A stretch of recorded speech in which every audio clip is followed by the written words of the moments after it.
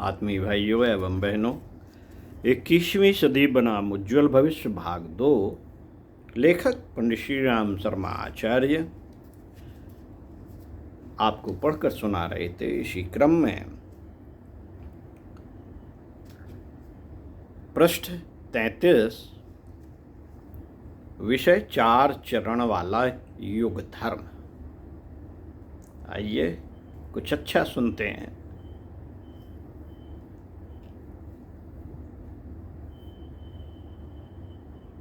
साथियों, 21वीं सदी में जो ये सदी का प्रारंभ हो गया है, 21वीं सदी में सर्वसाधारण के जीवन में 4 अनुबंधों का सघन समावेश होगा। पहला, समझदारी, दूसरा ईमानदारी, तीसरा जिम्मेदारी, चौथा बहादुरी। इन चारों आदर्शों को 4 वेदों का सार तत्व समझा जा सकता है। धर्म के यही 4 चरण रहेंगे। अभिनव समाज और परिष्कृत वातावरण की संरचना इन्हीं आदर्शों को अपनाते हुए की जाएगी। नवयुग का नीति शास्त्र, धर्मशास्त्र भी इन्हीं 4 तथ्यों पर आधारित होगा। इन्हीं की अवहेलना से अनेक दुर्भावनाएं और दुष्प्रवृत्तियां पनपी हैं। उनका निराकरण, समाधान भी इन्हीं चारों के पुनः प्रतिष्ठापन से संभव होगा। समझदारी। नंबर 1, समझदारी। तुरंत का लाभ देखकर उस पर बेहिसाब टूट पड़ना, उसके साथ जुड़े हुए भविष्य के दुष्परिणामों को न समझ पाना ही नासमझी है। यह नासमझी ही अनेक समस्याओं, कठिनाइयों, विपत्तियों और विभीषिकाओं का मूलभूत कारण है। यदि अगले दिनों अपने कृत्यों के परिणामों को ध्यान में रखा जा सके तो किसी को भी किसी प्रकार की कठिनाइयों का सामना न करना पड़े और ऐसा कुछ बन पड़े जिससे भविष्य के अंधकार में बनने का अवसर आए। चिड़ियां ढेरों दाना सहज ही पा लेने के लोभ में फंसती हैं। मछलियां भी आटे के लालच में जाल में फंसती और प्राण गंवाती हैं। चाशनी के कढ़ाव में बिना आगा पीछा सोचे टूट पड़ने वाली मक्खियों की भी पंख फंस जाने पर ऐसी ही दुर्गत होती है। असंयमी, अनाचारी, दुर्व्यसनी तत्काल का लाभ देखते हैं और यह भूल जाते हैं कि इस उतावली के कारण अगले ही दिनों किन दुष्परिणामों का सामना करना पड़ेगा। जिनकी आंखों में दृष्टि दोष हो जाता है वे मात्र समीपवर्ती वस्तु ही देखते हैं, दूर की वस्तुएं उन्हें दिखाई ही नहीं पड़ती। इसलिए बार बार ठोकरें खाते, टकराते और गड्ढों में गिरते रहते हैं। मित्रों, इन दिनों व्यक्ति और समाज के सामने अगणित समस्याएं हैं। इन सब का एक ही कारण है नासमझी। असंयमी, प्रमादी, धज को प्रधानता देने वाले अहंकारी मात्र उद्यत कृत्यों में ही लाभ देखते हैं और यह भूल जाते हैं कि प्रामाणिकता गंवा बैठने, असमर्थ रह जाने और कुटेवों के अभ्यस्त बन जाने पर किस प्रकार अपना व्यक्तित्व ही हेय बन जाता है। हे मतलब बेकार, अनगढ़ स्थिति में पड़े रहकर ऐसी हानि उठाते हैं कि जिसकी क्षतिपूर्ति भी ना हो सके। मित्रों, इन दिनों नासमझी ही महामारी बनकर हर किसी के सिर पर छाई हुई है। भ्रष्ट चिंतन और दुष्ट आचरण इसी कारण बन पड़े हैं। मन स्थित परिस्थितियों को जन्म देती है और उसके अवांछनीय होने पर अपने लिए संबंधित अन्यायों के लिए अनेक प्रकार के संकट उत्पन्न करती है। समझदारों की नासमझी ही अगणित विपत्तियों का कारण बनी हुई है, यह सच है। यह सच है कि मनुष्य भटका हुआ देवता है। मनुष्य भटका हुआ देवता है, वही अपने भाग्य का निर्माता भी है। प्रवाह प्रचलन के सही दिशा देने की उसमें परिपूर्ण सामर्थ्य है। दिशा बोध ही समस्त भटकावों का निराकरण है। इन दिनों सभी विचारशीलों का दृष्टिकोण एवं पुरुषार्थ एक केंद्र पर केंद्रित होना चाहिए, एक सेंटर में केंद्रित होना चाहिए। आदर्शों के प्रति श्रद्धा तथा तर्क, तथ्य और प्रमाण के पक्षधर विवेक का समन्वय यदि बन पड़े तो समझना चाहिए कि भंवर से नाव को पार कर लेने में और कोई बड़ा व्यवधान शेष नहीं रह गया। नंबर 2, ईमानदारी। दूसरों से अपने लिए जिस प्रकार के व्यवहार की आशा करते हैं वैसा ही व्यवहार दूसरों के साथ करना, यही ईमानदारी की समग्र परिभाषा है। हम दूसरों से स्नेह की, सहयोग की, सद्भाव की, सद्व्यवहार की अपेक्षा करते हैं, ठीक वैसा ही दूसरों के साथ अपना व्यवहार बनता रहे। ईमानदारी के समस्त उदाहरण इसी एक तथ्य को चरितार्थ करने में सन्निहित हो जाते हैं। अपने को जो बुरा लगता है उसी का आचरण दूसरे के साथ किया जाए तो इसे बेईमानी कहना होगा। हम नहीं चाहते कि कोई हमें ठगे, पीड़ा पहुंचाए, निष्ठुरता बरते, असभ्यता बरते। फिर ठीक वैसा ही व्यवहार दूसरों के साथ हम अपनी ओर से क्यों करें? यदि दूसरों के स्थान पर होते तो हम किस प्रकार के बर्ताव की आशा करते? ठीक इसी कसौटी पर हर प्रसंग में, हर क्षेत्र में कसकर यह जानना चाहिए कि अपनी ईमानदारी खरी है या खोटी। ईमानदारी ही धर्म है, उसी को भक्ति, ज्ञान, अध्यात्म, साधना, तपश्चर्या का सार तत्व समझना चाहिए। इसके लिए किसी बड़े ग्रंथ को पढ़ने या संत विद्वान के पूछताछ करने की आवश्यकता नहीं। इस संबंध में सबसे अधिक सुयोग्य न्यायाधीश अपनी आत्मा ही हो सकती है। सबसे सुयोग्य न्यायाधीश हमारी अंतरात्मा ही हो सकती है। अपने से बार बार पूछते रहना चाहिए, अपने को जांचना चाहिए कि न्याय का सिद्धांत कितनी मात्रा में अपनाया जा रहा है। जितना अपने को खरा पाया जाए, समझना चाहिए कि उतने ही अंशों में हम धर्मात्मा हैं। दूसरे लोग बेईमानी बरतते हों तो उस कुचक्र से अपने को बचाना चाहिए। अनीत पर उतारू लोगों को समझाने से लेकर प्रताड़ित करने तक की नीति अपनानी चाहिए, पर बदले में ऐसा न किया जाए कि स्वयं ही दूसरे गिरे हुए व्यक्ति के स्तर पर हम भी नीचे उतर आए।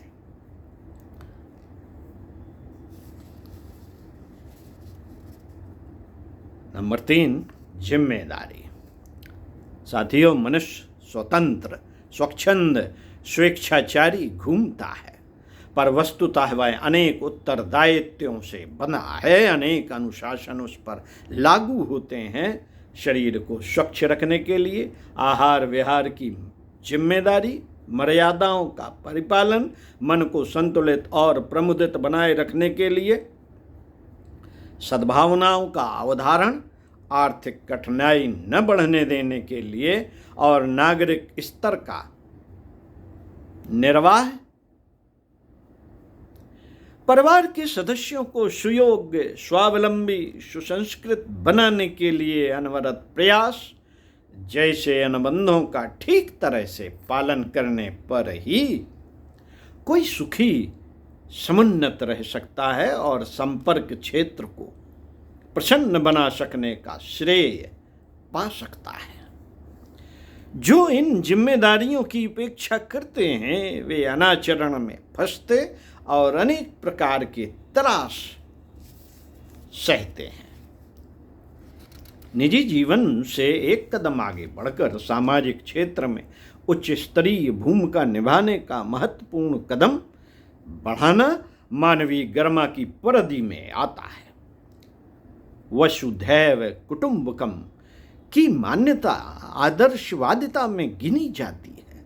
दुखों को बटा लेना और सुखों को बांट देना, हिल मिल कर रहना और सुख सुविधाओं का मिल बांट कर उपयोग करना ऐसी रीति नीतियां हैं जिन्हें अपनाने वाला स्वयं श्रेयाधिकारी बनता है और अनेक को अनुकरण के लिए प्रेरित करता है। साथियों, सृष्टा ने अपने ज्येष्ठ पुत्र, हम हैं वो ज्येष्ठ पुत्र, आप हैं वह ज्येष्ठ पुत्र, सृष्टा ने अपने ज्येष्ठ पुत्र युवराज के रूप में मनुष्य को सृजा और सृष्टि को सुव्यवस्थित, समुन्नत, सुसंस्कृत बनाने का उत्तरदायित्व सौंपा। उसे पूरा करने में निरत रहकर ही वह जीवन लक्ष्य को प्राप्त कर सकता है। इसी आधार पर मनुष्य देव मानव स्तर को भी प्राप्त कर सकता है। इतने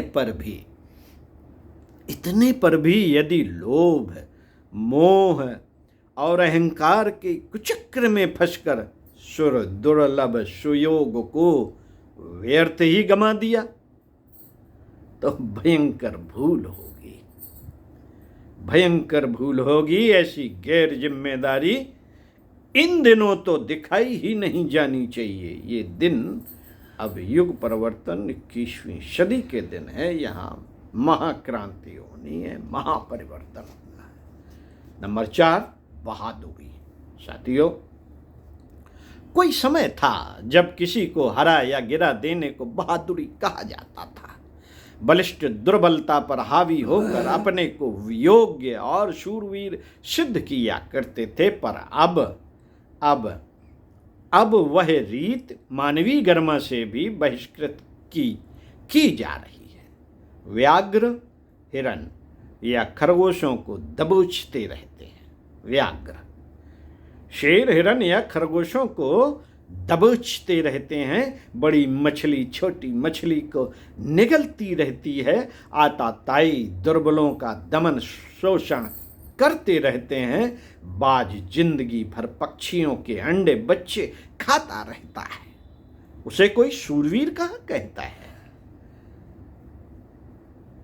कोई शूरवीर कहता है उन्हें?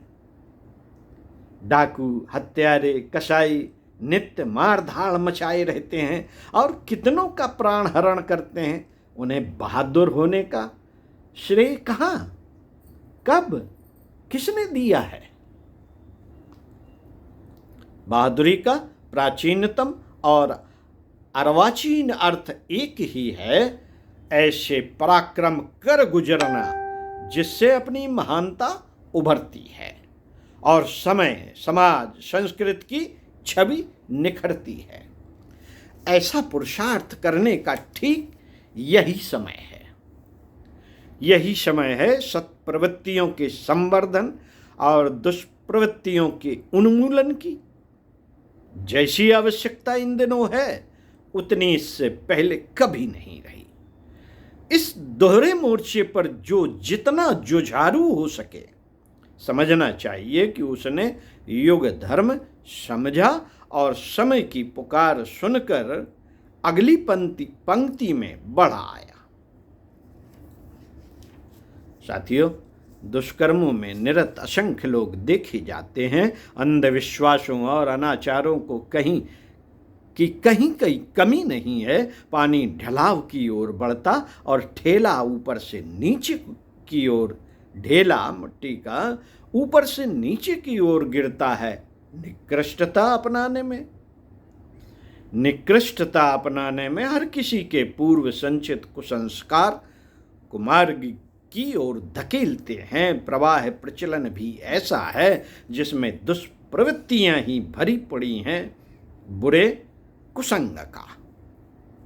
अवांछनीय वातावरण का दुष्प्रभाव भी कम शक्तिशाली नहीं होता।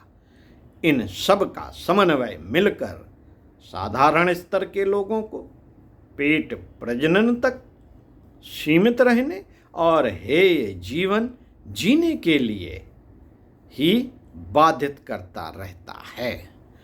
जो इन सब का सामना करते हुए अपने आप को उच्च स्तरीय आदर्शवादिता अपनाने के लिए तत्पर हो सके, समझना चाहिए कि वह सच्चे अर्थों में शूरवीर है।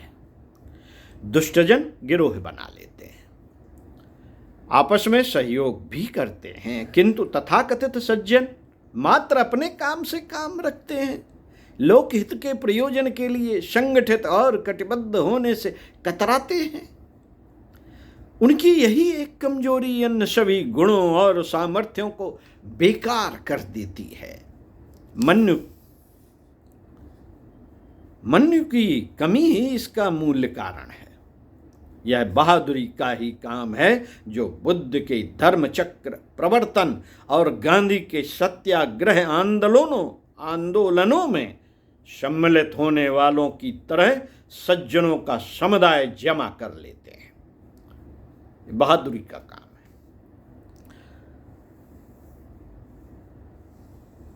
बहादुरी हनुमान अंगद जैसों की ही सराही जाती है।